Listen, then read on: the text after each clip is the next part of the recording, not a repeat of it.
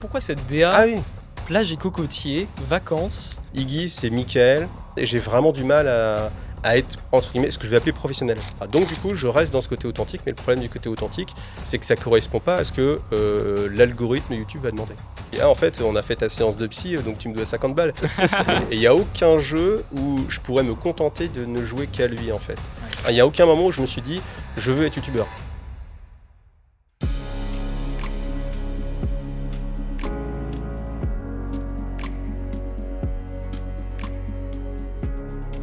Bonjour et bienvenue dans Perdu dans le Warp, votre émission My Hobby Place.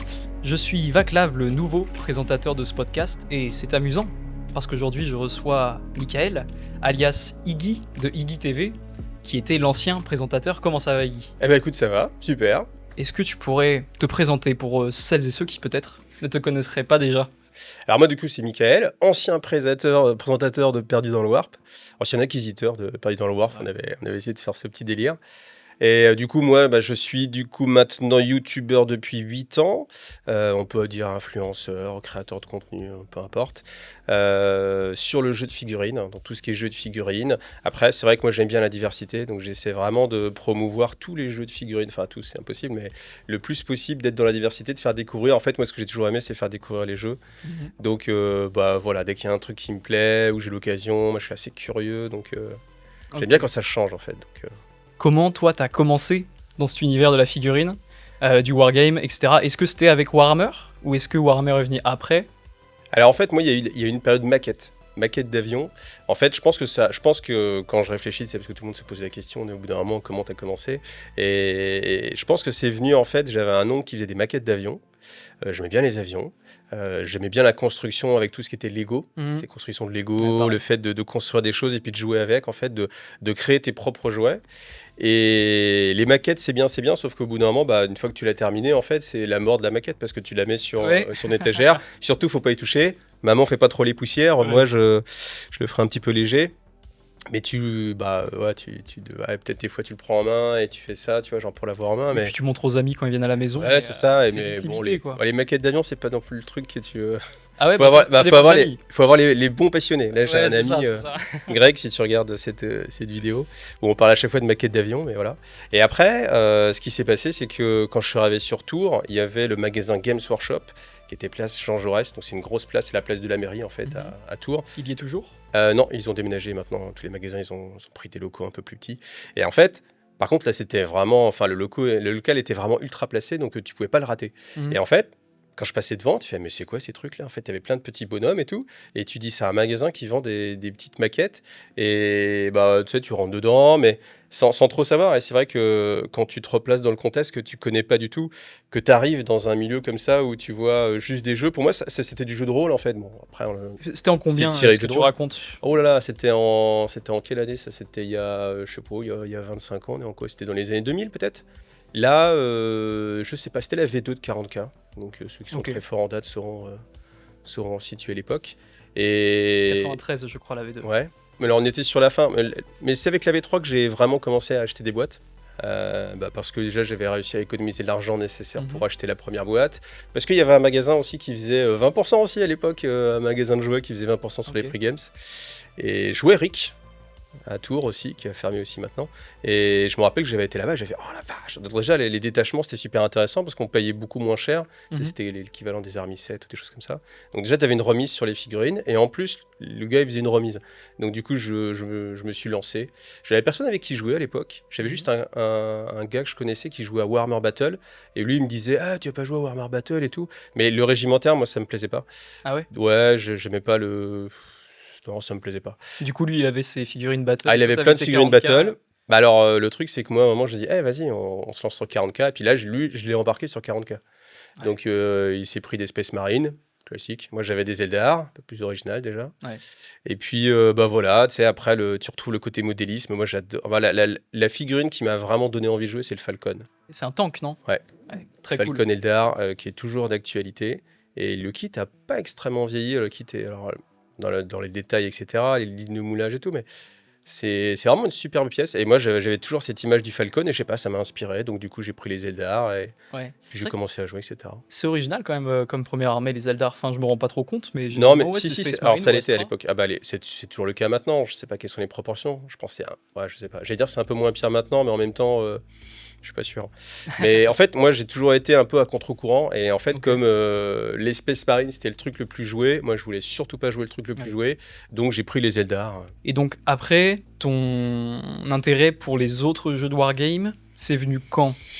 C'est venu parce que je crois que c'était un Ravage que j'avais dû voir. Et il y avait War Machine qui sortait. Et War Machine, c'était du jeu d'escarmouche qui était différent. Et en fait, bah, je pense que par nature, j'aime bien. Enfin, tu vois, j'aime bien aller goûter un petit peu. Ouais, ne pas te cantonner à un seul Ouais, c'est truc. ça. Et en fait, je me suis dit, tiens, ça a l'air sympa et tout. Et c'était pas distribué en France. Et j'ai une amie qui a été faire un tour en Angleterre. Et je lui ai dit, tu veux pas aller me faire des petites courses? Et du coup, je lui ai décrit ce que je voulais, etc. Et elle m'a rapporté de son voyage en Angleterre. C'est dire quand même j'imagine tous les gens qui sont là, mais pourquoi tu l'as pas pris sur Internet? T'es bête ou quoi? Ouais. Et en fait, ça se faisait pas en fait. Et non, La c'était pas comme vente ça. par Internet sur... ouais, on se rend pas compte des facilités qu'on a maintenant. Non, puis aujourd'hui c'est évident. Mais c'est vrai qu'à Ouais, l'époque, c'est ça, mais- fallait fouiller un peu. Parce quand que même. tu vois, c'est même en Fallait le savoir. disant où je me dis, tiens, j'étais obligé de demander à quelqu'un qui allait en Angleterre pour récupérer ma boîte de War Machine. Et donc là, du coup, c'était autre chose. C'était un autre système de jeu. Et puis voilà, c'est comme ça que j'ai commencé à goûter à autre chose. Et puis Mais, après, de fil en aiguille, quoi. Tu disais que voilà, quand t'avais commencé Warhammer 40 000, t'avais que ton pote qui faisait du battle, qu'après t'as pu convertir à 40K. Et t'avais pas peur du coup, si tu commençais à partir sur d'autres jeux, d'avoir personne avec qui jouer à ces jeux, personne avec qui échanger, ou enfin tu sais, Non, personne qui a le ça même m'a jamais boîte. fait peur. Ok, ouais, Parce qu'en fait, moi, En fait, je pense que, alors, ok, introspection, je me dis, comme je suis fils unique et que je suis habitué à jouer seul, j'ai pas cette inquiétude que beaucoup de gens au moment de je vais trouver quelqu'un avec qui jouer. En fait, et comme je suis à la base partie de la maquette, tu vois, rien que le fait de monter ces figurines, entre guillemets, jouer, c'est le bonus. C'était le bonus. C'était plus la collection, le hobby, avoir quelque chose de différent. J'aime bien les règles aussi et du coup, lire les règles, maîtriser le jeu, découvrir autre chose. Et puis après, moi, j'ai je pense une bonne capacité de corrompre les gens et encore même. Ouais. Bon, maintenant évidemment avec une chaîne YouTube, c'est le cas aussi, mais j'ai toujours été dans cette nature-là d'emmener les gens avec moi. Tu vois, la personne qui était justement sur Warhammer Battle, je l'emmenais sur 40K. Ouais. Après, tous les autres gars, j'ai commencé à les... Enfin, tous les gens que je connaissais, ça a commencé à créer une sorte de groupe. Après, j'ai fait une association. J'ai créé l'assaut du Maelstrom Tourangeau à Tours. Magnifique assaut, si vous voulez nous rejoindre, n'hésitez Est-ce pas. que c'est ce local que tu cites dans la première vidéo que tu as posté sur ta chaîne, où il y avait, c'était je crois une partie narrative Gathering Storm? Ah oui, ça s'est passé C'est dans c'est les le locaux. local. Ouais. Alors là, l'assaut, elle était déjà vieille, parce que l'assaut, elle a 22 ans, je crois. Ouais. Ah ouais. Et la vidéo, elle date d'il y a 8 ans, donc tu vois, l'assaut, elle était déjà... Putain la vache. Ça a beaucoup... Ouais, l'assaut, elle a beaucoup évolué. Et tu vois, mais en créant l'assaut, du coup, je me suis créé en fait mon cadre de jeu. Ouais. Donc j'ai jamais trop eu de problème pour trouver des joueurs en fait. Ouais. Oui, puis vraiment, comme tu as dit, l'objectif principal, c'était de faire de la maquette. Et après. Alors j'aime si bien on jouer. joue, quoi. Maintenant, en fait, il y a tellement de jeux aussi que maintenant, si je monte quelque chose, c'est parce que je vais y jouer derrière. Mais c'est pas grave de se lancer sur quelque chose, même si. Enfin, j'ai pas cette inquiétude de me dire est-ce que je vais trouver des gens avec qui jouer. Tu vois, si moi ça me plaît. Voilà, si j'ai réussi à transformer une personne. Ouais, je vois. T'as un peu parlé, t'as dit les Eldar, t'as commencé par les Eldar.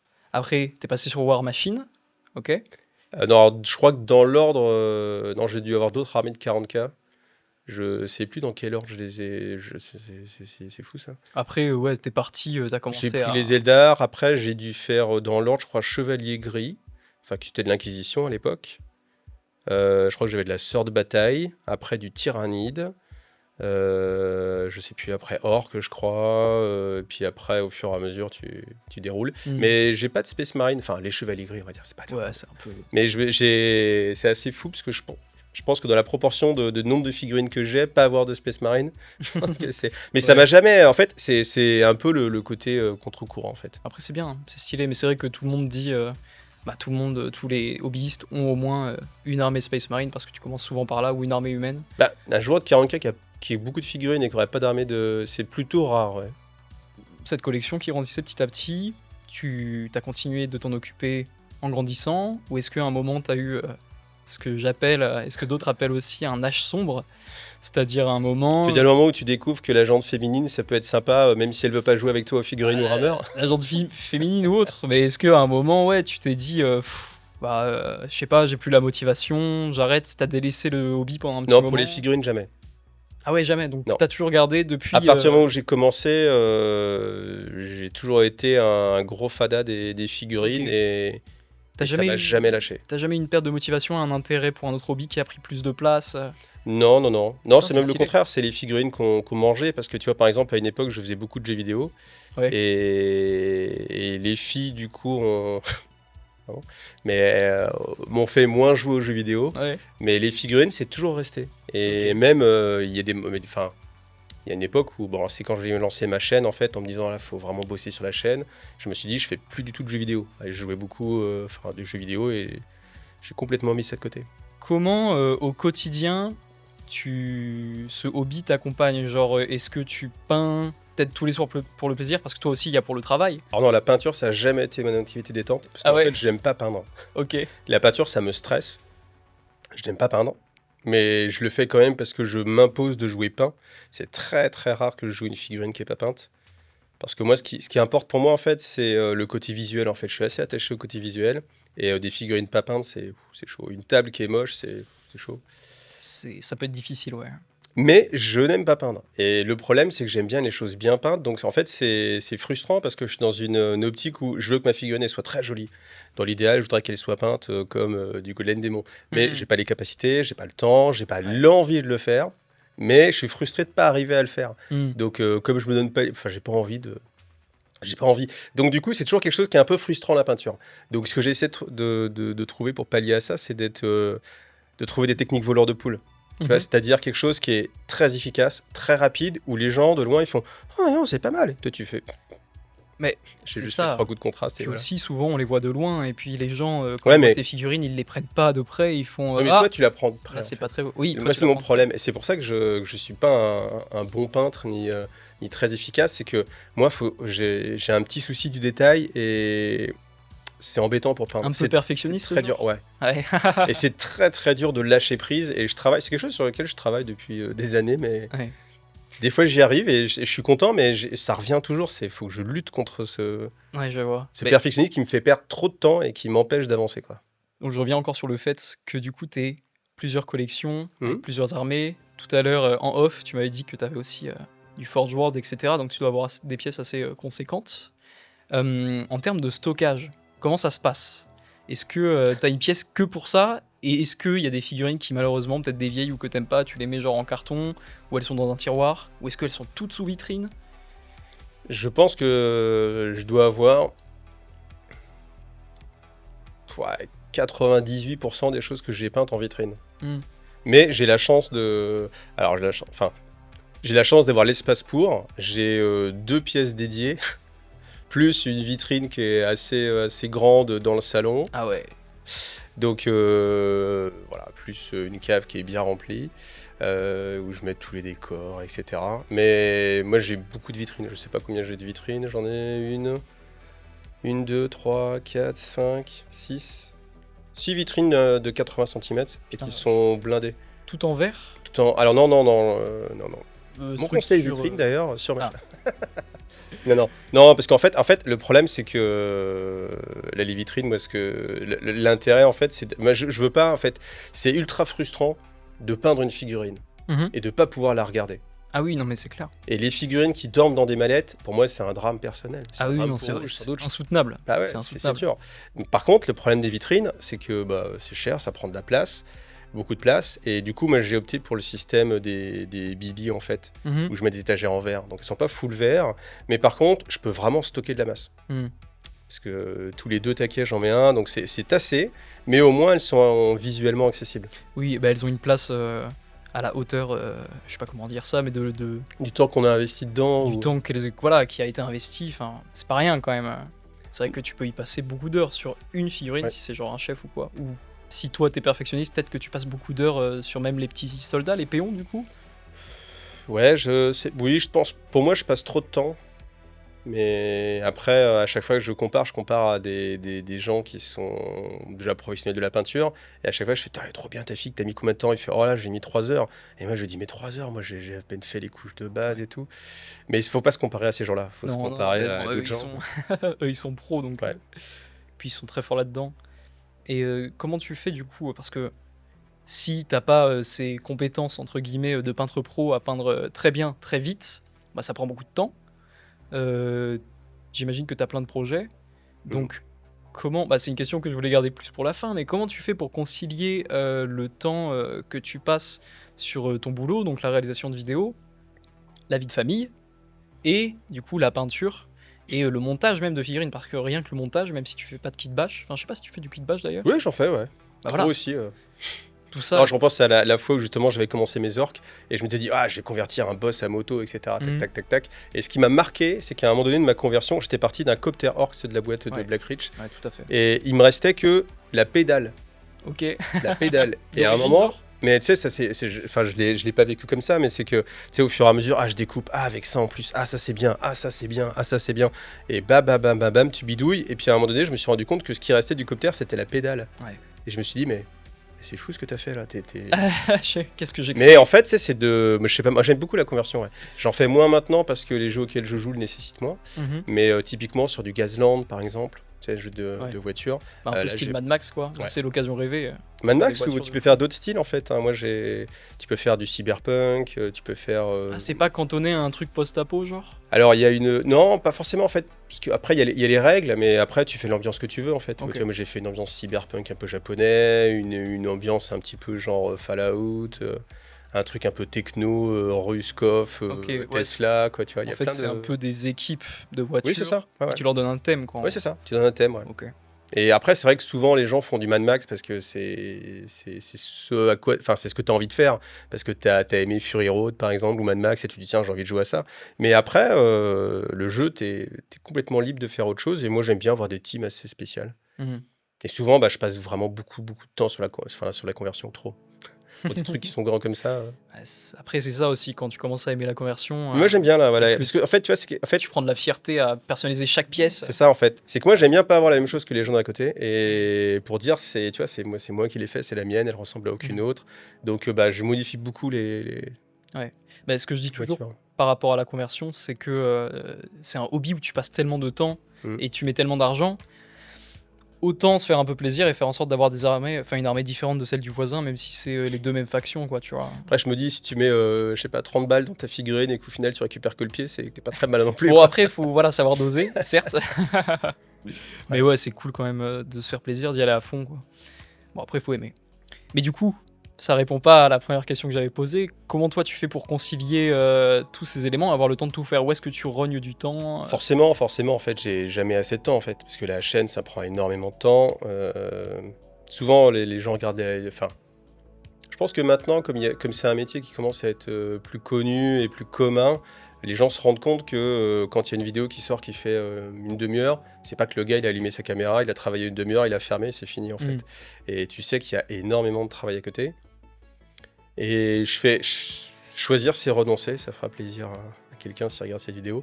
Mais c'est que Ouais, c'est un peu compliqué parce que, étant donné que c'est mon travail, je suis dans une situation où j'ai des impératifs avec des dates à respecter et des envies personnelles. Souvent, je vais faire en sorte quand même de bien travailler, donc de respecter les dates qui sont imposées. Typiquement, quand il y a une sortie games, il y a une date à partir de laquelle on a le droit plutôt de communiquer, mais le problème c'est que si je le fais pas à ce moment-là, après c'est plus de la nouveauté, donc les gens ils vont pas regarder, donc c'est moins intéressant. Donc il faut que je me colle à ces dates-là, et je fais ça. Et puis après, quand j'ai un peu de temps, j'essaie de peindre un peu pour moi, de faire des choses un peu pour moi, mais ce que j'essaie de faire, c'est vraiment d'essayer de mixer à l'intérieur des programmes de la chaîne une partie qui est très personnelle, avec les figurines que j'ai envie de montrer, que j'ai envie de peindre, avec les choses qui doivent être faites, entre guillemets, pour coller à la date, que voilà. Justement, là, du coup, on a un petit peu parlé de la chaîne YouTube, donc de ton boulot. Est-ce que tu peux rappeler, du coup, toi, tu as 8 ans de carrière sur YouTube. Ouais, la chaîne, elle a 8 ans, ouais. Le début, enfin les premières vidéos, du coup, c'était la fameuse campagne Gathering Storm. Et après, sur quoi t'es parti? Comment t'as évolué ton parcours sur YouTube? En gros, un petit résumé pour pouvoir situer Alors en aux fait, gens. moi, pour expliquer ça, faut expliquer un peu avant YouTube. Dès que je me suis lancé sur la figurine, j'ai plus les dates, mais j'ai fait un site internet qui s'appelait Ok. lemalstrom.com Ok. et qui était un site en HTML et tout ça, donc un petit peu plus évolué qu'un blog, où j'aimais partager ma passion en fait. Et je partageais des images, des photos d'armée, des campagnes que je pouvais faire, des tutos. J'ai fait un tuto sur de la photo, des décors, des conversions. Mhm. Et j'aimais toujours partager.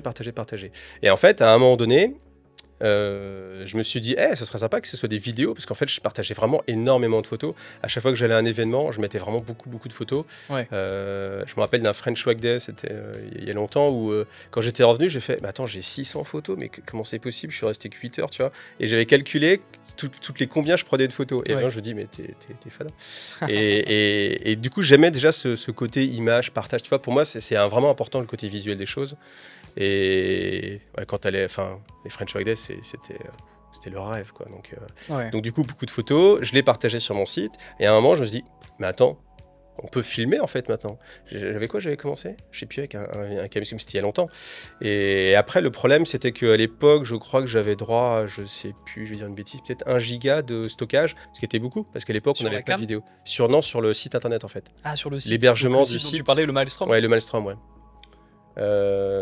Et à un moment, j'ai découvert qu'il y avait YouTube qui existait. Mhm. Je regardais pas YouTube plus que ça, mais je me suis dit, c'est un espace de stockage pour les vidéos et qui va pas bouffer mon espace, parce on pouvait juste faire un lien Ouais. et en fait la vidéo était hébergée sur YouTube, donc du coup ça mangeait pas ton espace. Et je me suis dit, Je vois. c'est trop bien ça. Donc du coup j'ai commencé à faire des petites vidéos. Et en fait, ce qui change beaucoup sur YouTube, qu'il n'y avait pas sur mon site, malgré le site, il a duré longtemps, hein. Il a duré plus longtemps que ce que j'ai vécu sur la chaîne encore. Je sais plus combien d'années, 15 ans peut-être, de site internet. J'avais jamais de retour. Jamais de retour. Personne qui te dit je sais pas, j'ai vu ce que tu as fait en fait. Mais je le faisais quand même parce que j'avais envie de partager. Parce que les gens pouvaient pas, il n'y avait pas une section Non, il n'y a commentaires, pas de genre? commentaires. Oui, juste tu faisais ton truc. Bah, moi, c'était une page HTML. Ouais, puis Voilà, quoi. Il y avait un petit onglet contact, mais. T'avais personne qui t'envoyait un message? Non, ouais. Donc, du coup, tu sais, c'est même si tu te demandais si ça servait à quelque chose, quoi. Ouais. Mais comme on est toujours dans la même démarche où je me faisais plaisir et je faisais mon truc, peu importe que ça marche ou pas, parce que je le faisais surtout pour partager. Sur YouTube, tu commences à avoir des messages, des gens qui font oh trop bien, j'adore, tout, trop cool. Ouais, du coup là ça. Et ça ouvre un monde en fait. Carrément. Ça ouvre un monde parce que tu as une interaction avec les gens. Et du coup, tu te dis, mais en fait, il y a des gens qui regardent ce que je fais. Parce que sur mon site, des fois, je me rappelle, une fois même, j'ai créé un jeu il y a super longtemps avec 2 potes qui s'appelait Quake 40K. Bon, on n'a pas les droits sur le nom. Hein. Mais du coup, c'était un jeu d'affrontement avec une seule figurine et le jeu marchait bien. Et en fait, un jour, j'ai découvert qu'il y a des gens qui jouaient encore à ce jeu-là. Ah ouais? Ouais. Et qui disaient, Yann, on joue encore à Quake, tout c'est trop bien. Putain, mais ça veut dire que ce que j'ai fait un jour, qui a été mis sur mon site, il y a des gens qui l'ont utilisé et qui se l'ont approprié, quoi. Mais c'était un jeu genre un jeu flash? C'était genre... Petit jeu que tu télécharges Ah non, c'était un jeu physique, c'est-à-dire c'était des règles de jeu pour jouer à un jeu d'escarmouche. Ah mais je suis trop con. J'avais compris un jeu, vu que tu parlais d'internet, un jeu vidéo. Non, c'était... c'est énorme. J'avais fait un fichier Word où j'avais fait de la belle mise en page, où j'avais mis des petites images et tout, c'est je me stylé. rappelle. J'étais content de mon travail, qui était assez propre pour plaire à des gens en fait. Ouais. Et il y avait des gens qui jouaient à ce jeu-là en fait. Et Et là, comment- j'ai eu pour une première fois un retour, tu vois. C'était un jeu qui ressemblait à quoi? C'était comme Quake en fait, c'est-à-dire qu'on avait une arène, surface de jeu, je crois que c'était 60 par 60, et en fait j'ai mis un système de pod de téléportation, donc qui était numéroté, et en fait en gros l'idée c'était que le système de jeu, c'était basé sur Warhammer 40 000, tu choisissais une figurine de Warhammer 40 000, même si c'était une escouade de 5, t'en prenais qu'un seul, si tu payais un équipement, tu payais un équipement, ça te donnait le coût en points de la figurine, genre typiquement 25 points, et pour gagner, il fallait que tu te rentabilises 5 fois. Donc en fait, tu étais libre, tu pouvais prendre un Terminator si tu avais envie, sauf que pour te rentabiliser 5 fois, c'est-à-dire qu'il faut que tu tues du monde. Ouais. Alors que, en fait, c'était marrant, là j'étais en train de revivre ces événements où, en fait, après avec les potes, on était là en mode putain, j'ai trouvé un combo de malade, tu peux faire ci, parce que comme ça, tu joues ça. Et c'est vachement optimisé. Et en fait, on essayait d'optimiser, on s'est pris au délire, et où tu pouvais jouer juste un orc par exemple, qui à l'époque, je sais plus, ça devait coûter 8 points, et bon, il avait pas trop de chance, sauf que en fait, le problème c'est que, comme c'était du multi, on jouait beaucoup, les gars ils préféraient essayer de tuer le Termi des fois, donc toi ils te tiraient pas forcément dessus, donc tu vois c'était pas moins grave que t'es pas. Et par contre, si toi t'avais la chance que le mec il fasse 101, 35 points d'un coup, T'étais bien là. Carrément. Et après, le système, c'est que tu rentres dans les téléporteurs, tu pouvais te téléporter, tu pouvais récupérer des armes, comme une sorte de Quake en fait. Et c'était hyper dynamique. Et je trouve que ça fonctionnait bien. Je pense que c'est un jeu qui pourrait fonctionner encore maintenant. Je trouve peut-être des gens qui y jouent encore, je sais pas. Peut-être que si des gens y jouent encore, ouais. Après, peut-être que tu c'était à l'époque, maintenant, je sais pas. Peut-être que tu pourrais prendre le temps peut-être de moderniser les règles. Le temps, c'est toujours la même chose. Oui, à qui le dis-tu? Faut faire des choix et... Tu parlais de la chaîne YouTube. Quand t'as commencé sur YouTube, ouais. Ah oui, comment j'ai... Oui, parce que j'ai pas répondu à ta question. Oui, le mec qui répond pas aux questions. Super intéressant, Quick 40K. Pardon. Ouais, du coup, effectivement, là t'as commencé à avoir donc des gens retours qui commentent. Et des interactions. Et dès le début, du coup, t'étais plutôt à l'aise quand même devant la caméra. Oui, j'ai jamais eu trop de problèmes à m'exprimer en... C'était naturel, quoi, juste... Oui, j'ai pas de... Ouais, ça a jamais posé problème, en tout cas, tu t'es pas questionné là-dessus, quoi. Non, alors la seule fois où ça a vraiment posé problème, c'est quand j'ai commencé à me dire... En fait, parce qu'en fait, au début, ces vidéos là sur Gathering Storm, c'était pour alimenter mon site, en fait. Et du coup, c'était une sorte de rapport de bataille. Un rapport de bataille, entre guillemets, parce que par rapport à ce qui existe maintenant, on peut pas appeler ça un rapport de bataille, mais c'était plutôt, je racontais ce qui s'était passé dans la partie avec quelques visuels, quelques images. Et après, à un moment donné, je me suis dit, je vais faire une vidéo pour la chaîne, avec juste la destination de la chaîne. Et je me rappelle ce passage où j'étais dans mon salon, là. Tu sais, je me suis assis, j'avais la caméra devant, t'allumes, puis tu fais, je suis con, là, je suis tout seul, il se passe quoi, je fais quoi, là, en fait. Et je me rappelle de ce moment où c'était dur de se lancer. Ouais. Parce que, en fait, là, c'est facile, on est en train de parler tous les deux, donc je te parle à toi. Puis maintenant, je commence à avoir l'habitude, forcément. Mais la première fois que tu es tout seul, et que c'est quelque chose qui n'est pas habituel, en fait, parce que autant je pense que maintenant, tu vois, des gens des jeunes générations qui sont habitués au smartphone, ils sont tout le temps en train de se filmer. Nous, à l'époque, se filmer, c'était quelque chose d'assez exceptionnel. C'est juste, tu te voyais de temps en temps quand il y avait tonton qui ramenait le caméscope au mariage. Ouais. Et tu avais la vidéo du mariage où c'était marrant de te voir. Ouais, mais là, créer quelque chose où tu t'impliques vraiment et où tu parles à des gens qui sont en fait juste un objectif, je me rappelle que c'était... Puis après, je me suis dit, ouais, lance-toi, puis on verra bien, quoi. Et puis, bon, après, Après, ça débloque et... Oui, ça débloque, ouais. Mais je me rappelle juste de ce moment-là où je me suis trouvé un peu con. Tu sais, t'es tout seul, tu fais, vas-y. Bon, je fais quoi Qu'est-ce que je fais maintenant ? Comment, là ? Ok, ouais. Au début, tu parlais de quoi sur la chaîne, du coup J'avoue que je me rappelle plus vraiment. En gros, hein, si tu peux faire rapidement. Je sais, alors je sais plus trop, mais je sais que j'avais fait les rapports de bataille Gathering Storm. Je sais que j'avais fait un open the box de la boîte de Kill Team ou Armageddon, elle s'appelait. Je sais même plus si ça s'appelait Kill Team. Ça s'appelait Kill Team. Ouais, mais c'était je sais plus. C'est un truc genre Warhammer Armageddon. Je crois qu'il y avait Armageddon dans le titre.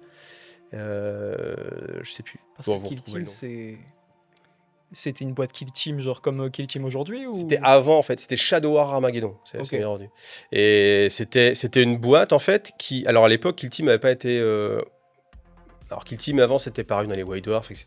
Mais il n'y avait pas d'officialisation de vraie boîte. Et ils avaient sorti Shadow War Armageddon. Et alors, je dis Kill Team, mais en fait, je pense que à l'époque, c'était plus une sorte de Necromunda-like. C'est-à-dire que Necromunda existait, n'était plus vraiment édité. Et en fait, ils sortaient Shadow War Armageddon, où dedans, tu avais des scouts et je sais plus quoi, des décors du Mechanicus, je crois. Okay. Et moi, je voyais ça comme une sorte de Necromunda-like, plus light.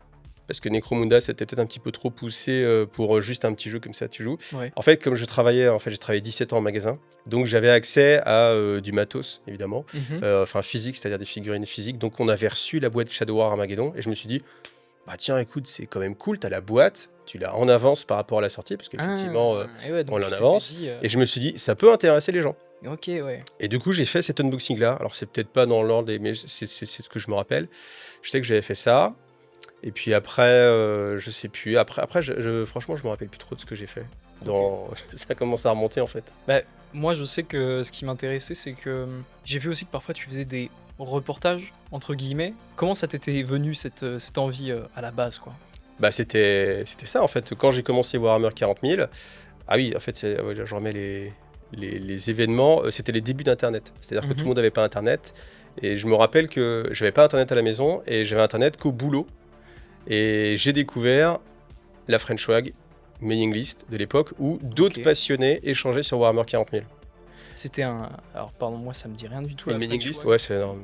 C'était un truc genre un forum Non, c'était une mailing list. Attends, mais Alors, le principe de la mailing list, c'est que tu mettais ton mail quelque part sur un site. C'était Yahoo Group à l'époque. Et en fait, à chaque fois que quelqu'un envoyait un mail au groupe, c'est-à-dire genre w40k@yahoogroup.fr, ça envoyait à tous les gens qui s'étaient inscrits. Ah oui, une mailing list. Ouais. J'ai pas un accent très bon, ça c'est vrai. Non, c'est moi. Donc une mailing list. Et en fait, bah du coup, j'ai découvert qu'il y avait des gars qui se réunissaient pour jouer aux figurines, genre en mode on est des passionnés, on se donne rendez-vous à un endroit, c'est pas un tournoi, et on se donne rendez-vous pour jouer. Et dans le ravage, je ne sais plus combien, il y avait les photos du premier French Wag Day. Et j'avais été sur les fesses parce qu'il y avait des super décors. Et c'était, et tu vois, je veux dire, c'est un peu comme, je sais pas, t'aimes bien jouer au basket et puis un jour tu regardes un match de la NBA et tu fais ah ok, c'est ça en fait, c'est ça que je veux faire moi. Okay, ouais. C'est ce que je fais là tout seul, c'est ça. Et en fait, la French Wag, ça m'a vraiment ouvert les yeux sur tout ce qu'il y avait en dehors de mon cadre de joueur. Parce que quand tu commences les figurines, je me rappelle que, tu vois, déjà, je m'appliquais un peu, je faisais un petit brossage pour que mes figurines elles soient un peu plus jolies que la moyenne de ce que je voyais autour de moi. Mais c'était pas fou, quoi. Par contre, quand je suis arrivé à la French Wag et que là, tu avais des vrais peintres qui faisaient des vrais éclaircissements, voire des glacis, des choses comme ça, tu te dis, ah ok, on peut faire ça. Et en fait, là, ça m'a ouvert les yeux et du coup, j'étais à fond. Et comme ils disent, hey, on va faire le French Wag Day numéro 2, je me suis dit, il faut absolument que j'en sois. Ok. C'était le truc le plus important de ma vie à l'époque.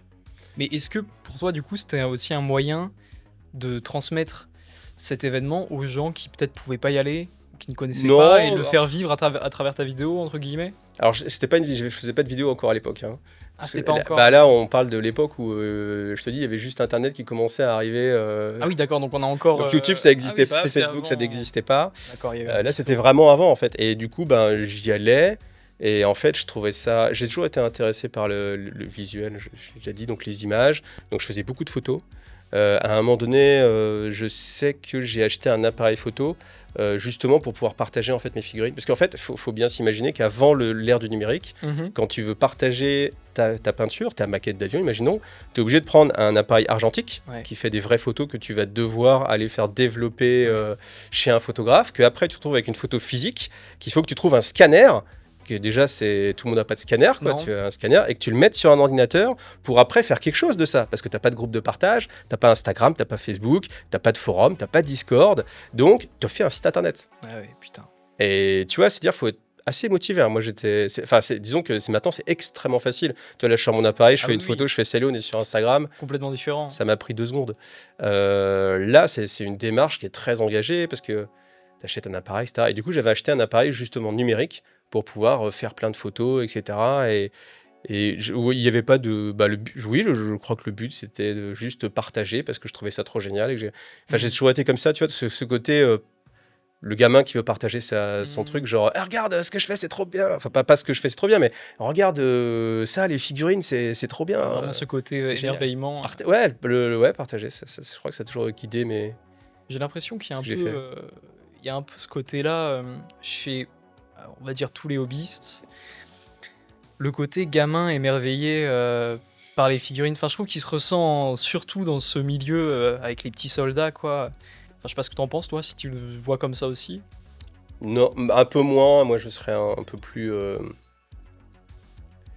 je sais pas comment dire ça, mais c'est que oui, il y a des gens qui sont dans ce partage, cette communion, et puis il y a des gens qui sont pas du tout dans ce délire-là, et...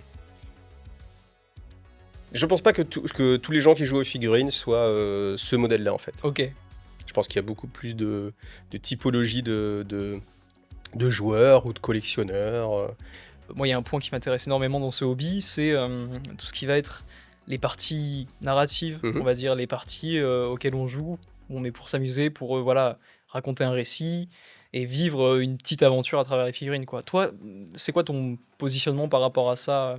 Alors moi je pense que je suis assez multicasquette en fait, ou multifacette, parce que j'ai été un gros joueur de tournoi de 40K où je faisais beaucoup de tournois, où j'étais bien classé, vraiment au haut du panier, et où je maîtrisais très bien les règles, et c'est ce qui m'était à gagner, parce que souvent je connaissais mieux le codex que le gars, que l'adversaire. l'adversaire, donc tu fais non, ça tu peux pas, non. Ah oui, tu l'as toujours comme ça? Bah non, désolé. Et du coup, c'était... Enfin voilà, et j'avais cette facette à un moment donné où j'étais très compétitif et je voulais aller dans ce côté compétitif. Et où, entre guillemets, ce que racontait la partie, je m'en fichais en fait. Parce que c'était pas le but du moment. Alors je voulais toujours que ce soit joli. Ça, le côté visuel, c'est quand même... Ça, c'était quand même important. Ça, jamais je reviendrai dessus. Ok. Ça, même... Enfin, tu vois, je veux dire, le même jeu où on me remplace ça par des cônes pour dire, comme ça, il n'y a pas de problème de ligne de vue. Je veux dire, ça m'intéresse pas, quoi. Donc, je veux que ce soit joli. Et après, il y avait le côté... je voulais bien... j'aimais le côté compétitif. Mais après, c'est des choses qu'on tournait, en fait. Tu vois, par exemple, là, actuellement, sur Conquest, je suis dans cette optique-là où j'ai envie de bien me débrouiller avec ma faction, de bien connaître les règles, de faire des tournois, de rencontrer des gens qui sont forts pour, tu vois, être... parce que j'ai cet aspect-là en moi.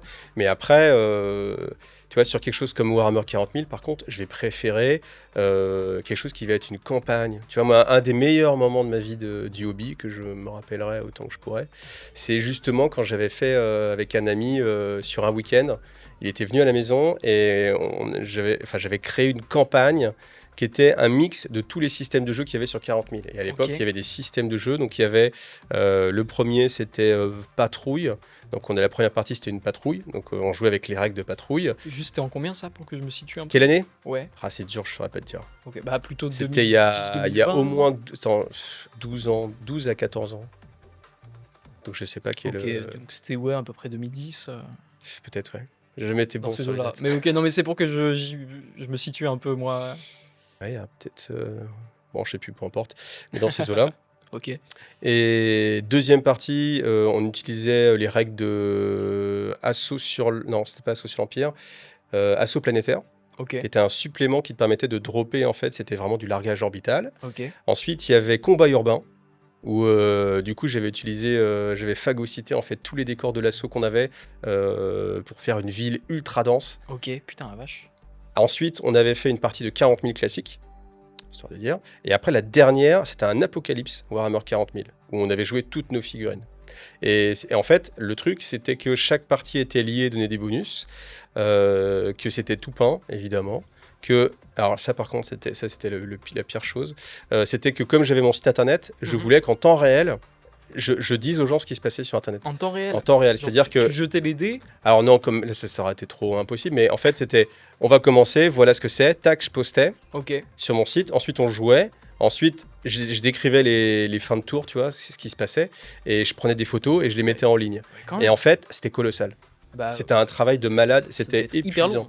Ah, c'était épuisant, parce que je me rappelle que ma femme était rentrée, genre vers 8h. Nous on jouait, puis elle était là, je vous attends pour manger. Ouais. Et en fait, je me rappelle qu'elle s'est endormie sur le canapé, et que moi j'ai fini de taper les trucs, et que j'étais vraiment rincé, mais je voulais aller jusqu'au bout du truc. Et il devait être genre 3h du matin. Et je sais que ma meuf, elle m'a fait la gueule en mode... On n'a pas mangé, t'as pas mangé, etc. Mais moi, je voulais vivre ce truc à fond, tu vois. Ouais. Et en fait, le truc, on l'a terminé. On a terminé cette campagne, elle était sur 2 jours, j'étais rincé, mon pote, il était rincé, mais on avait réussi à le faire, on l'avait partagé sur Internet, et j'avais fait des figurines exprès. Il y a un moment que je raconte un peu ma vie, mais il y avait un moment donné, moi j'avais converti un guerrier tyrannide, un garde des ruches, et qui tenait en fait une porte de rhino, et j'avais, mon pote, il avait un chapitre spécifique avec un logo spécifique, et j'avais fait cette porte de rhino là. Et en fait, je lui ai pas dit. Et on joue, tac, tac, tac, tac, et puis du coup, tu vois, tac, tac, tac, tac, et puis je disais rien, tu vois, mais j'essayais de mettre la figurine pour qu'il la voie comme ça, et à moi, il dit, putain. Et en fait, tu vois, je me rappelle de ce moment-là, et c'était l'échange. Et moi, c'est ce que j'ai envie de vivre le plus possible. C'est pas tant l'histoire que ça racontait, du style la planète, bidule truc, c'est fait envahir. Ça, non. Par contre, cet échange que tu peux avoir avec une personne, cet investissement que tu peux mettre, ça me fait frissonner, et ça, c'est ce que j'ai envie de vivre. Vraiment quelque chose, tu te dis, on a vécu quelque chose avec quelqu'un. Vraiment le moment humain, quoi, ressentir des émotions. Ce partage, tu le fais pas tout seul, tu vois, jamais je peux faire ça. Enfin, tout seul, t'as beau avoir... rien qu'avec l'exemple de ta surprise à ton pote, c'est sûr que tout seul, c'est beaucoup plus compliqué. C'est génial. Surtout la figurine, t'es surpris. Et tu vois, c'est pour ça que le côté narratif, et en fait, notre partie, elle n'était pas compétitive. Le but, c'était pas de rouler sur l'adversaire. Le but, c'était de raconter une histoire, et que dans la partie, il se passe des choses qui a un lien avec la partie d'après, en fait. Mais en même temps, c'est pas du narratif au sens où certains peuvent l'entendre, où tu vas faire par exemple une bataille de l'Erisdorus et tu vas refaire cette bataille-là. Oui, Tu après, vois, je pense ce que côté il y a historique. plusieurs définitions. Mais oui, je vois ce que tu veux dire. Ouais, le côté reproduction de batailles et d'événements. Par narratif, j'entendais un peu ce que tu as décrit, la campagne, là, avec différents systèmes de jeu, et puis plus s'intéresser à Moi, j'aime bien raconter un truc, vivre quelque chose, quoi. quand il va se passer quelque chose sur la table, tu vois, qui raconte quelque chose en fait. Mais après, que ce soit en rapport avec enfin, Oui, le lore, c'est c'est un secondaire, bonus, quoi. c'est un bonus. Tu vois, ce que j'ai commencé justement sur ma chaîne YouTube, qui était Gathering Storm, j'ai beaucoup aimé le passage de Gathering Storm, et j'aimais beaucoup l'idée de reproduire justement chaque bataille dans... Oui, là, c'est ce que tu avais ouais. fait. Où là, je pense que c'est ce qui se rapprochait le plus du jeu narratif. Ok, ouais, je vois. Voilà. Ah oui, c'est marrant. Ah ouais, effectivement, moi, jeu narratif, j'imaginais l'autre truc, mais c'est vrai que jeu narratif, ça peut aussi dire reproduction d'événements qui sont arrivés dans le lore, ouais. Voilà, mais en tout cas, c'est pour ça, il n'y a pas de truc que je préfère parce que je peux être tournoyeur et faire des tournois. Tu vois, là, le week-end dernier, j'ai organisé un tournoi de Conquest et j'avais trop envie d'y participer, mais bon, je pouvais pas parce que j'organisais. Il n'y a pas ça m'a de frustré. préférence, quoi. Et oui, et je peux être et très tournoi et jouer à, par exemple, un jeu comme Warhammer Underworld que j'aime beaucoup parce que ça raconte aucune histoire. Tu peux pas mettre, enfin, c'est très difficile de mettre du narratif dans Warhammer Underworld, sauf raconter des petits trucs pour rigoler en mode ah bah c'est normal, tu t'es pris les pieds dans le, tu vois, mais voilà, ça va s'arrêter là. Et c'est très de l'affrontement, mais j'aime beaucoup, tout comme je peux aimer un jeu comme Core Space par exemple, qui est là pour le coup plus tu fais une mission, donc il y a pas de notion il y a une notion de victoire, mais en fait, tu essaies de vivre. En fait, tu vois, sur Frostgrave, si j'ai encore un peu de temps, je vais parler de Frostgrave. Oui, Frostgrave, en fait, on a vécu quelque chose qui m'a vraiment marqué. On s'est dit, on va faire une campagne de Frostgrave. Okay. Frostgrave, c'est un jeu, un petit peu jeu de rôle, parce que tu as un mage qui va évoluer au fur et à mesure des parties. Techniquement, la partie de base, c'est tu vas essayer de récupérer des trésors. Tu vas avoir une équipe, un peu comme un Mordheim, en fait. Okay, qui va survivre, qui va gagner des compétences. Donc, tu as un plateau. C'est une surface de jeu, ouais, 1m20, 1m20, avec beaucoup de décors. T'as ton mage et l'équipe du mage. Et l'équipe du mage, ouais, son apprenti, etc. Des missions, des PNJ, enfin des créatures non joueurs qui se baladent et qui... Il y a un maître de jeu du coup ? Non. C'est le jeu, genre avec des cartes. Tu jettes les dés et puis il y a une entrée de bestioles. La bestiole apparaît là, ok, bah t'as une IA sur les bestioles et puis voilà. Et du coup, parce que l'histoire, c'est... Où je veux en venir avec Frostgrave, c'était que y a un des potes qui a dit les gars, on va faire la finale de Frostgrave. Enfin, on faisait la campagne, donc au fur et à mesure, il y a des gens qui arrêtaient de jouer, parce que voilà. Et on s'est retrouvés à 4 à la fin sur une campagne. Et là, il y avait un maître du jeu. Le gars a dit les gars, je vais vous organiser une partie. Ah, très bien. Ah, moi, j'étais génial. Et on était 4 plus lui qui organisait la partie. Et en fait, il était parti sur la Reine des Neiges. Ok. Donc du coup, tu avais Elsa de la Reine des Neiges, il avait le château qu'il avait piqué à sa fille de la Reine des Neiges. Ah oui, d'accord. Et il y avait un scénario, il y avait les petits personnages de la Reine des Neiges, et puis je sais plus, il y avait Sven qui t'aidait à traverser. Enfin, il avait prévu tout un truc comme ça. Et en fait, moi, je commence à jouer, et moi, je voulais vivre en fait cette histoire. Et je suis avec un autre gars que je ne citerai pas, et lui, il commence à faire ah mais je m'en fous le scénario, moi je tire sur le PNJ quoi. Ah ouais. Okay. Je fais, puis là, le maître du jeu, il fait, non, attends, peut-être que vous allez avoir besoin, sous-entendu, mec, on a besoin de lui pour traverser la rivière. C'est un élément intéressant. Ah, je m'en fous, moi, je le bute. Ouais, non, je sais plus, ou l'autre, là, je sais celui qui vend des glaçons, là, je sais plus trop. Et en fait, et puis je fais, mais c'est pas le scénar. Il fait, ah, mais je m'en fous, c'est la finale, moi, je veux gagner la partie, quoi. Ah ouais, il était pas du tout dans l'esprit JDR, se mettre dans le scénar, quoi. Et en fait, on était 4 à table et j'ai vu que les gens n'étaient pas là pour la même chose. Moi, je voulais vraiment vivre l'histoire, dérouler l'histoire et voir ce que le mec nous avait préparé. Ouais. Il y en a un autre, il en avait rien à foutre de l'histoire. Au contraire, lui, il voulait nous péter la gueule pour être celui qui gagne la campagne. C'est dommage. Mais pourquoi pas ? Mais en fait, c'est là où... Et puis, les deux autres personnes... Alors, il y en a un qui était un peu malade, donc lui, ça le faisait chier de jouer tout court. et un autre, lui, c'était optimisation, il fallait qu'il XP son perso. Ouais. Et en fait, je me suis dit...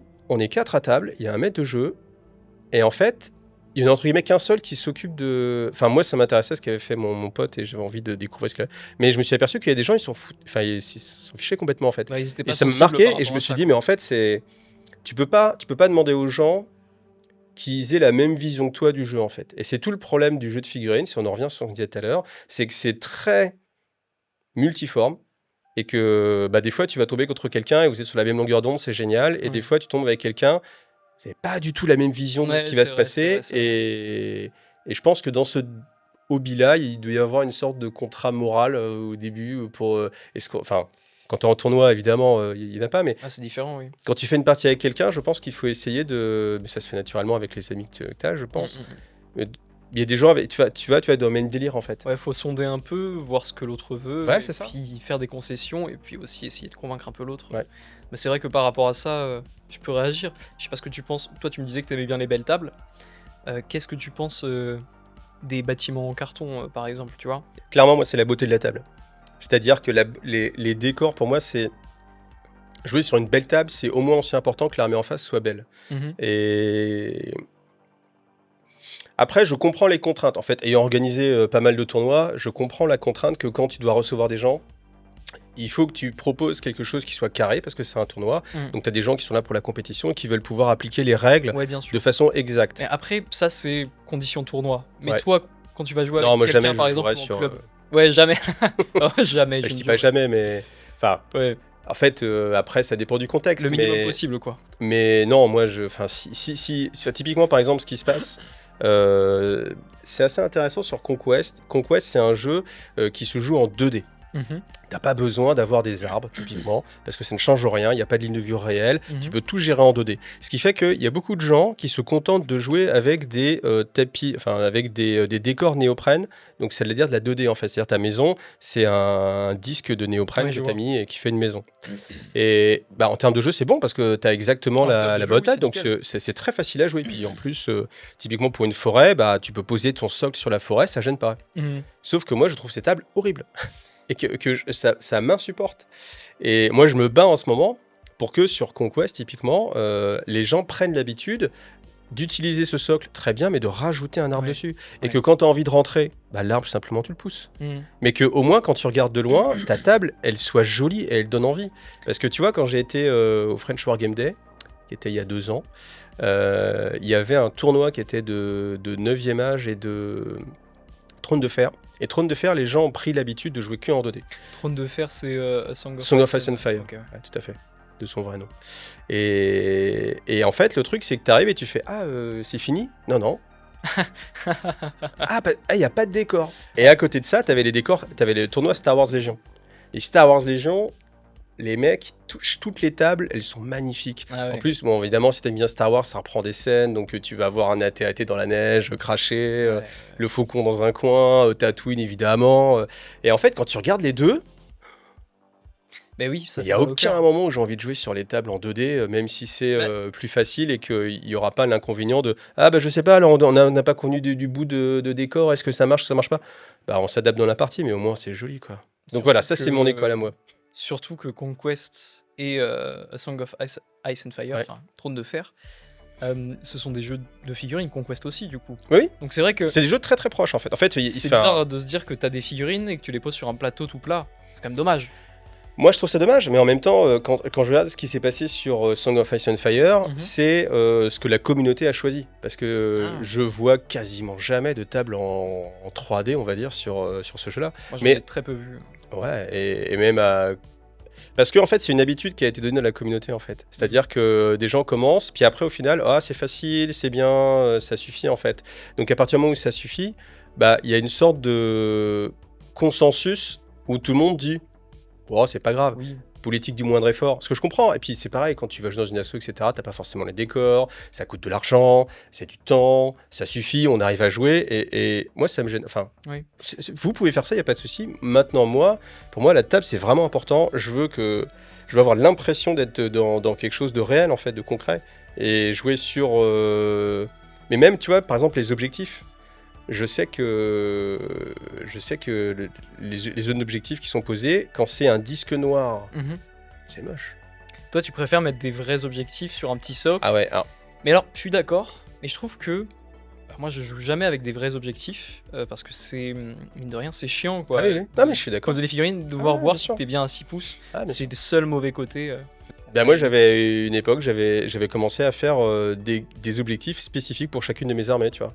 Ah, mais ça c'est trop cool. C'est trop cool, mais c'est vrai qu'après, les gens, ils préfèrent le. En fait, on est tous un peu feignants, en fait, mais je comprends. Mais il y a des gens qui accrochent pas du tout quoi, à ce genre de truc. C'est ça le truc. Moi je connais des joueurs, ils vont faire trop bien les objectifs, les vrais objectifs thématiques en plus par faction. Il y en a qui vont dire mais non, on va prendre mon disque là. Ouais, puis en plus c'est chiant, on peut pas poser la figurine dessus. Ouais, bien sûr. Et puis s'il bouge en plus, on sait plus où c'est. Voilà, c'est ça. Bien sûr. Ah ouais, bien sûr. Bon là après tu vois avec la personne. Faut voir avec la personne. Mais après, tu vois, au moins faut que l'objectif, si c'est un objectif en néoprène, faut au moins que ça représente quelque chose. Ouais. C'est-à-dire que ce soit un disque énergétique ou je sais pas, quelque chose. Mais tu vois, genre typiquement des tables où tu as, je sais pas, l'équipe, je ne sais pas quel nom d'équipe, qui a mis son gros objectif où il y a marqué le nom de son équipe, tu vois. En fait, moi, ça me sort un peu, ça casse un peu c'est une question d'immersion. Ouais. Si c'est genre un drop pod craché mais en 2D, je me dis bon bah ok, là c'est cool. Si c'est le logo de ton association en gros, j'aime moins. Ouais, c'est spécial quoi. Ça dépend des joueurs. Après, ça dépend des joueurs. Et puis voilà. Mais là, vraiment très personnellement, c'est mon goût à moi. Moi, j'aime bien le côté immersif de. T'as l'impression qu'il se passe quelque chose. C'est pour ça que typiquement, je sais pas quel jeu. Enfin, Infinity, t'as besoin de socles qui représentent exactement la posture de la figurine parce qu'un bras va compter ou non compter suivant qu'il est dans la colonne de la figurine.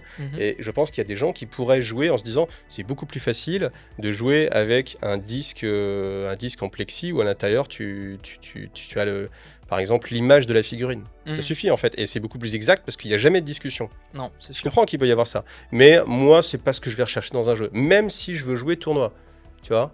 Je vais vouloir s'il y a toujours quand même ce côté visuel. C'est quand même important parce qu'après, à trop aller sur le côté pratique, on va dire, peut-être qu'on commence à perdre un peu la saveur. C'est un choix, c'est un dosage que chacun va faire. Ouais, c'est vrai. Je me demandais si tu avais des inspirations, si tu avais du contenu, peut-être d'autres pays ou d'autres youtubeurs qui t'inspiraient, ou si... au contraire, c'était très, authentique, d'un coup, comme ça, juste tu faisais ton délire et puis il n'y a pas tellement d'autres personnes qui t'inspirent. En fait, ce qui s'est passé, c'est qu'à l'époque où j'ai commencé, en fait, il y avait quasiment rien qui existait. Il y avait Dingue de jeux qui existait. Je regardais pas de chaîne anglaise. Et puis comme en fait c'est venu en fait de mon site internet en fait, ça a toujours été plutôt une évolution d'une création personnelle avec une vision personnelle. Par contre, ce qui s'est passé, c'est qu'à un moment donné, quand il a commencé à avoir beaucoup de chaînes, à un moment donné, il y a vraiment beaucoup de chaînes, beaucoup de rapports de bataille, tu vois. Puis YouTube qui évolue aussi. YouTube qui évolue, des gens qui passent pro. Là, j'ai commencé à regarder, mais comme une sorte de veille concurrentielle, ce qu'on va appeler, c'est-à-dire de regarder ce qui se fait à côté pour choper les bonnes idées. Et je pense que c'est un travail qui est nécessaire pour essayer de s'améliorer, parce que tout seul dans ton coin, t'as beau avoir tes idées, des fois... voilà. Donc après, de là à me dire je veux faire la même chose que cette personne-là, non, si ce n'est, il y a une chaîne que j'aime beaucoup qui s'appelle, je crois que ça s'appelle Play on Tabletop, et qui est une chaîne polonaise qui montre des jeux de société. Et en fait, je trouve que leur qualité visuelle, la façon dont c'est filmé, pour moi, c'est le top de ce qui se fait. Ouais. Okay. Mais cette chaîne, je ne comprends pas pourquoi elle ne marche pas trop. Enfin si, j'ai une idée de pourquoi ça... Elle parle en anglais ou... Alors elle fait les deux, elle fait et en polonais et en anglais. Elle a 2 chaînes ? Elle a 2 chaînes, ouais. Enfin, ou sur la même chaîne, elle a les 2 types de vidéos, il doit y avoir un logo avec le nom qui doit être polonais. Des fois c'est comme ça, c'est injuste. Et en fait, ça m'inspire beaucoup parce que techniquement, je trouve la réalisation magnifique. C'est magnifique. Pour moi, c'est ce que je vois de plus beau dans un unboxing. Tu vois, genre, moi, je fais des unboxings, j'en fais plein. Et ça m'inspire. Et j'aimerais atteindre ce niveau-là. Mais après, il y a toujours des contraintes. Tu vois, c'est comme par exemple sur Warhammer 40 000, les rapports de bataille que je préfère, c'est 40 minutes. Quoique, c'est quand même à nuancer parce que là, ils sont passés maintenant vraiment sur quelque chose qui va se rapprocher vraiment d'une émission, un petit peu comme, je sais pas, un Top Chef, tu vois, par exemple. Okay. C'est-à-dire où tu as beaucoup les gens qui parlent, qui sont posés, on les voit derrière. Et au final, la partie, elle est un peu accessoire et c'est plus de l'entertainment où tu vois des gens s'amuser. Ouais, ok, d'accord. Et là, on est un peu plus loin de ce que moi j'aime et de ce que j'ai envie de proposer. Moi, je préfère proposer une partie. Après, je pense pas que ce soit ce que les gens recherchent le plus. Mais après, moi, je suis malheureusement pour mon business, je suis pas dans l'optique de donner aux gens ce qu'ils veulent, mais plus d'avoir une vision et de vouloir la mettre en fait sur Internet. Bah, c'est intéressant, c'est justement une question que j'avais. YouTube a beaucoup évolué là dans les dernières années et ça continue d'évoluer de plus en plus. Et on voit beaucoup de youtubeurs, donc pas que Wargame, hein, j'entends des youtubeurs en règle générale, qui vont, comment dire ça, avoir un contenu standardisé, quoi, entre guillemets. Et tu penses que tu vas continuer à rester dans un trait de délire plutôt très authentique et essayer au maximum rester à 100% Iggy TV comme à l'origine ou Alors essayer en de fait, développer un le peu fait est que forcément, le fait d'être professionnel, c'est-à-dire que la chaîne elle a 8 ans, mais ça fait que 3 ans que j'ai quitté mon travail pour m'occuper exclusivement de la chaîne et que Ok. c'est devenu mon activité à temps plein, Ok. forcément ça t'oblige à pas uniquement faire ce que tu veux en mode j'en ai rien à faire des autres. Ouais. Enfin, pas des autres, c'est-à-dire peu importe l'avis du public, je fais ce qui me plaît. Parce que faut que ça marche, entre guillemets, c'est-à-dire que Ouais, marcher, ça complètement. veut dire quoi? Ça veut dire récupérer des sous, donc comment tu récupères des sous? Complètement. Parce que les gens sur Tipeee vont t'aider en disant bah voilà, j'aime le contenu qu'ils créent, j'ai envie de promouvoir tel jeu, etc. Ou alors avec les liens qu'il peut y avoir avec MyUbiPlace, par exemple, aussi. Donc il faut forcément. On peut pas faire exclusivement ce qu'on veut. Et du coup, j'essaye d'être un peu plus professionnel que ce que je suis par nature, Mhm. parce qu'il faut bien en vivre. Mais malgré tout, je peux pas être quelqu'un d'autre que ce que je suis, en fait. C'est-à-dire que Forcément. Iggy, c'est Michael, et il n'y a aucune différence. Enfin, hormis le chapeau que je mets pas, sauf quand je suis en mode Iggy TV, mais je suis en fait la même personne, et j'ai vraiment du mal à, à, à être, entre guillemets, ce que je vais appeler professionnel. Mhm. Parce que Je enfin, vois, je il y a vois. deux façons de dire. On peut dire, je peux pas jouer un rôle, mais ça, je trouve que ça a une connotation qui peut être un peu négative. Mhm. Moi, je pense vraiment, et il y a des gens dans le milieu qui le font extrêmement bien, c'est ils prennent un personnage, ils incarnent un personnage, mais c'est leur métier. C'est leur métier, c'est leur façon de gagner leur vie, c'est ils incarnent un personnage, tout comme un acteur. Tu vois, je pense, je sais pas, Bruce Willis, il doit pas être le même. Mhm. Enfin, tous les acteurs, en fait, c'est pas les mêmes quand tu les vois dans la rue. Tu te dis Non. pas, ils ont le même caractère, ils ont le même C'est truc. clair. Là où moi, j'ai du mal à faire ça, donc je reste sur mon style parce que j'ai le côté ce que tu appelles authentique. C'est aussi parce que je ne sais pas faire autre chose, en fait. Mhm. Je sais pas jouer un personnage, et je me sens pas bien à l'aise là-dedans, etc. Donc du coup, je reste dans ce côté authentique, mais le problème du côté authentique, c'est que ça correspond pas à ce que l'algorithme de YouTube va demander. Exactement, ouais. Si là récemment, quelqu'un me dit ouais, des conseils pour faire une chaîne YouTube, pour en vivre, etc. Et je lui ai dit, tu peux me demander des conseils, mais surtout ne fais pas ce que je fais moi, en fait. Même si Oui. on peut dire ouais, Iggy c'est cool, il a réussi parce qu'il en vit. Tu veux dire qu'il te copie pas, quoi? Oui, c'est ça. Alors ne fais pas la même chose que moi parce que tu vas me copier, mais ne suis pas le chemin que j'ai pris Ouais. parce que ça ne va pas marcher. Oui, ok, d'accord. Tu vois, Je parce comprends. qu'on peut se dire, ok, Iggy, actuellement, je sais pas ce qui se passera dans l'avenir, mais en tout cas, là, actuellement, oui, je vis de mon métier, je vis de ma passion, j'arrive à vivre des vidéos, ce qui est une réussite, je trouve. Enfin, enfin, peut-être que non, mais en fait, moi, j'ai l'impression que j'ai une chance qui est quand même assez incroyable, et je m'étonne moi-même de ce résultat-là. Et tant que ça dure, tant Ouais. mieux, mais en même temps, je fais pas ce qu'il faut pour que ça marche, en fait. Tu vois, c'est assez difficile à décrire. Et je pense que c'est un peu le résultat quand même d'un travail, je pense. Tu peux pas juste par hasard Oui. être là où t'es. Mais en fait, je sais que si quelqu'un se dit maintenant, tout de suite, dans le milieu actuel, je veux faire une chaîne YouTube, je veux en vivre, il faut surtout pas essayer de suivre le chemin que moi j'ai pris, parce qu'il n'y a que Mickaël qui peut suivre ce chemin-là, parce que c'est le résultat de sa vie, en fait. Et quelqu'un qui voudrait... il n'a pas forcément travaillé 17 ans en magasin, donc il n'a pas l'expérience, les contacts, accès au matériel, Mhm. et forcément ça va être embêtant. Ok, oui, je vois. Donc tu vois, il y a tout un concours de circonstances. Il n'y a aucun moment où je me suis dit, je veux être youtubeur. Ouais. Et c'est ma femme qui un jour m'a dit, mais en fait, tu voudrais pas arrêter de travailler dans le magasin et puis faire que ça? Je fais, bah t'es folle, comment on va faire, quoi? On va jamais y arriver, quoi. Mhm. Et ça a fait son chemin. Et à un moment, j'ai dit, vas-y, ça se tente, quoi. Ah, il t'a tenté, du coup. Et du coup, j'ai tenté. C'est très stressant, surtout quand tu as fait 17 ans de salariat, ou même plus, Ouais. beaucoup plus de... J'ai toujours été que salarié, Ouais, et ouais, c'est t'as clair. ton chèque qui tombe à la fin du mois, enfin, voilà, Oui, c'est c'est sûr, facile. c'est la sécurité, quoi. Ah ouais, et quand tu es en mode, ok, donc en fait, l'argent que je vais récupérer, c'est ce Ouais. que je suis capable de sortir moi-même de mon travail, c'est hyper anxiogène. Donc Ouais. c'est assez dur. Tu t'es pas cramé au début? Si, Ouais, Ouais, si, je me rappelle que parce que tu te mets un stress. En fait, c'est fou. Alors, je sais pas, chacun réagit d'une façon différente, mais moi, je sais que je me mettais un stress que aucun patron m'avait jamais mis, en fait. Oui, c'est souvent le problème avec ce Et genre de métier. c'est dur parce que toi-même, enfin, tu te tolères pas toi-même, c'est-à-dire Ouais. que tu te laisses rien passer Mm.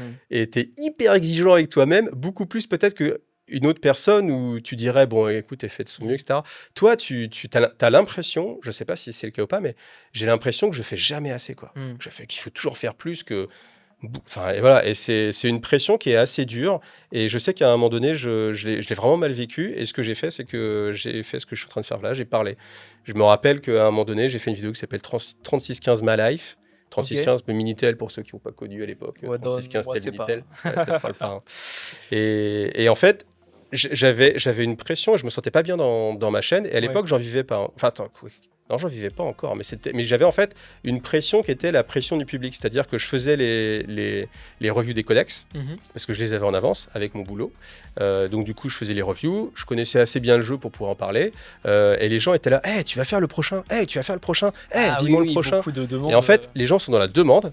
Et toi, tu dis, wow, c'est chaud, je vais peut-être pas avoir le temps. Là, je l'ai fait parce que j'avais le temps. Et quand tu as ton boulot à côté, ta famille à côté, les enfants, c'est un poids assez conséquent. Couplé à la pression que tu peux te mettre tout seul et à te dire putain tout le temps que je prends pour moi et que je ne mets pas dans la chaîne, ça peut être c'est du temps perdu. Ça c'est vrai, à l'époque j'étais pas encore 100% dans la chaîne, mais je sais que ça m'a fait vriller l'attente des gens en fait. Ah ouais. Et je me suis dit, je peux pas continuer comme ça, à me stresser pour que vous regardiez et vous disiez, ah merci, à quand la prochaine, tu vois. Ouais. Et à un moment, je me suis dit, je vais faire une vidéo où je débriefe tout ça. Ok. Et en fait, j'ai juste allumé la cam, je me suis assis sur mon canapé et j'ai parlé pendant 1h30, puis j'ai posté la vidéo. J'ai vidé mon sac.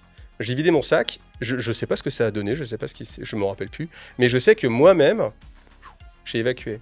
En fait, je sais qu'il y a un mec qui m'a dit, ah en fait, on a fait ta séance de psy, donc tu me dois 50 balles. C'est un peu ça l'idée. C'est que j'ai vidé mon sac. Ce que mon collègue m'a dit, mais t'es trop con. Enfin, faut pas que tu fasses ça sur YouTube, mec. Ouais. Et c'est ma personnalité. Je suis comme ça. Je fais pas ce qu'il faut en fait. C'est pour ça que les gens qui me demandent des conseils, je ne fais pas ce qu'il faut. Enfin, en tout cas, je pense que après, peut-être que je peux donner des conseils sur ce qu'il faut faire à mon avis, mais je ne fais pas ce qu'il faut.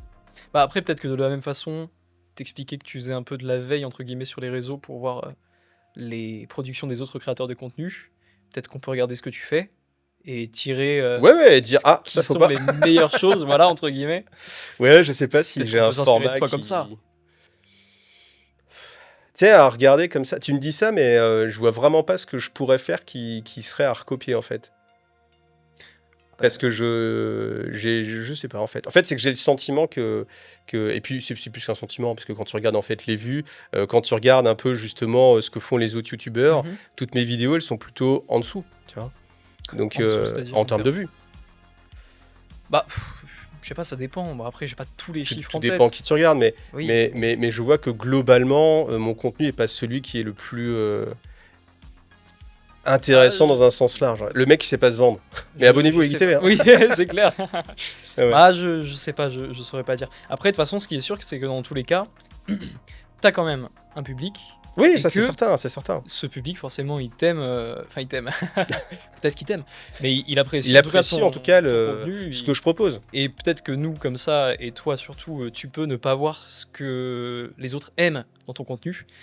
Le public, lui, il le sait très bien. Oui, je sais qu'il y a. Après, c'est un peu la malédiction de tous les créateurs de contenu, je pense. Ouais.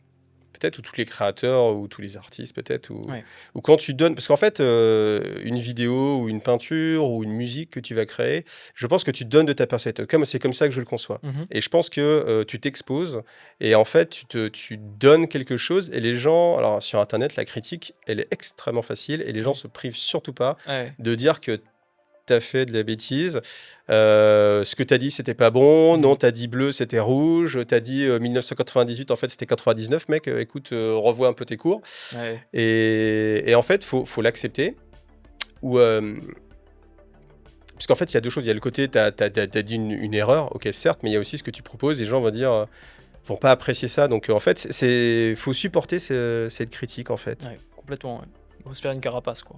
Ouais. Faut savoir résister à tout ça, faut avoir les épaules. Peut-être conseil pour ceux qui voudraient, c'est dites-vous simplement que c'est l'avis de quelqu'un d'autre en fait. Et que. En fait, il y a quelque chose qui est très difficile sur Internet, c'est que tu ne sais pas la personne que tu as en face de toi. C'est-à-dire que l'exemple que je reprends souvent et qui me paraît très parlant, c'est que, imaginons, on parle politique. On parle de est-ce qu'il faut augmenter le budget de la défense, est-ce qu'il faut donner plus à l'Ukraine, etc. Peu importe le sujet.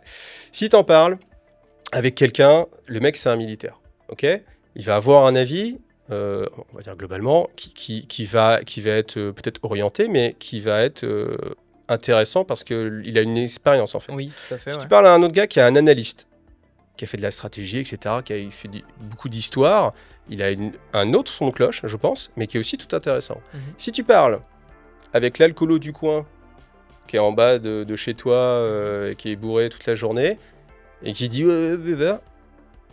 je pense que je vais trouver ça moins pertinent. Ouais. Maintenant, sur Internet, ils ont tous les trois des pseudos. Ouais. J'ai aucun moyen de savoir lequel est là. Et tout à fait.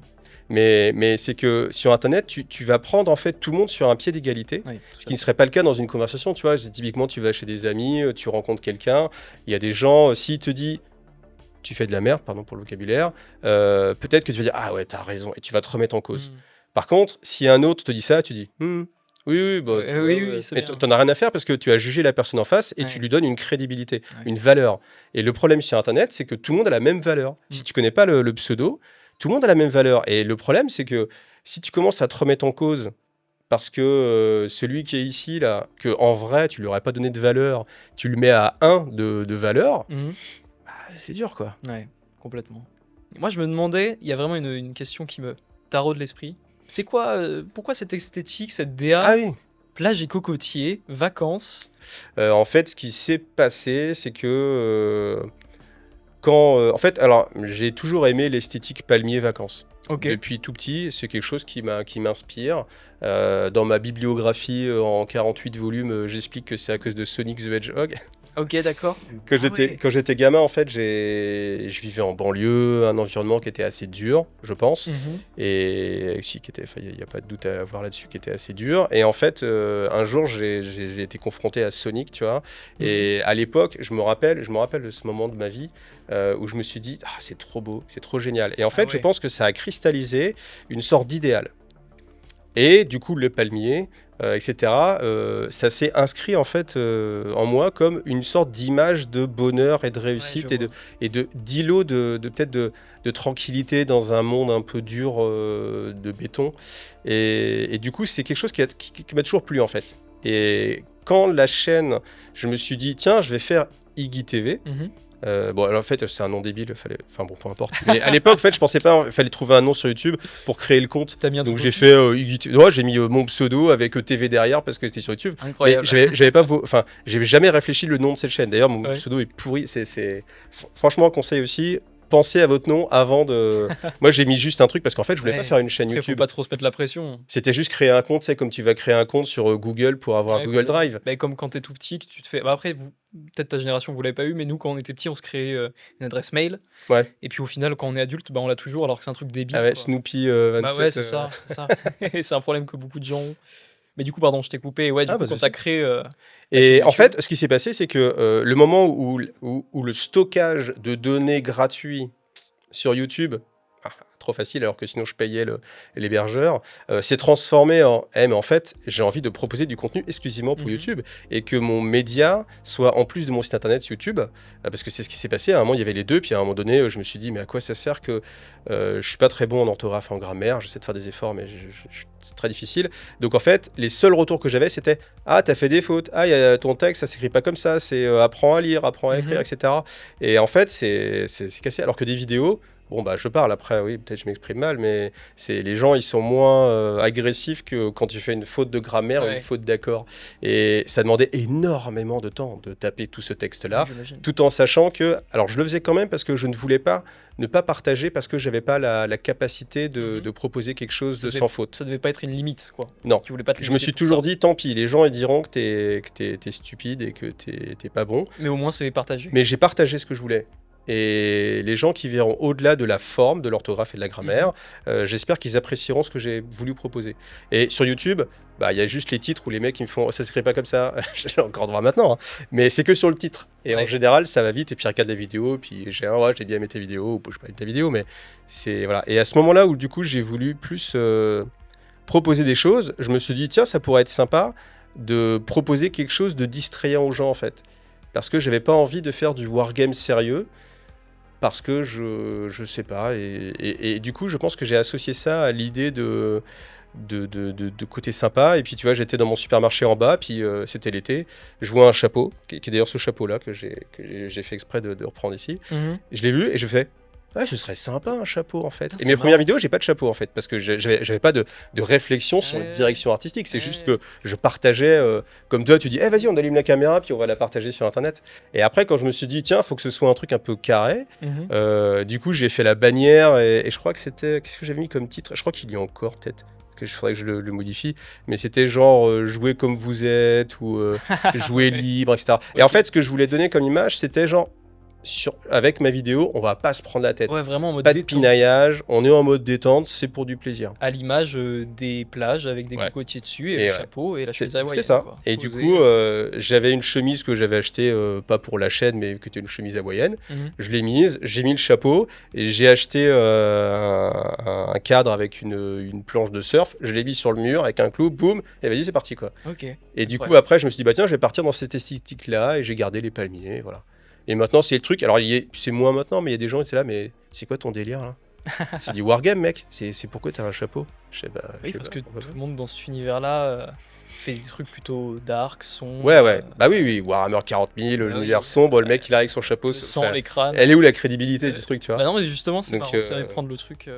Je me suis dit, tiens, ce serait sympa de. Je voulais proposer quelque chose d'agréable à regarder. J'ai sans doute calqué sur quelque chose qui moi me paraissait agréable. Oui, tout à fait, ça se comprend.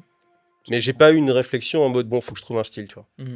Donc on arrive vers la fin de l'émission. Moi j'ai encore 2 questions que j'aimerais bien te poser.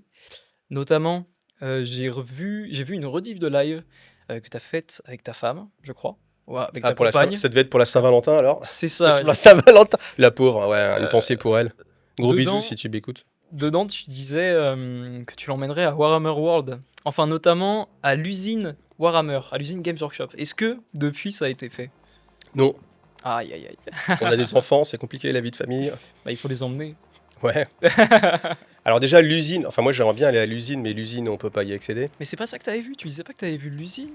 Alors si, mais en fait, ce qui se passe, c'est qu'à Lenton, en fait, on a le Warhammer World, qui est l'endroit où on vient s'amuser.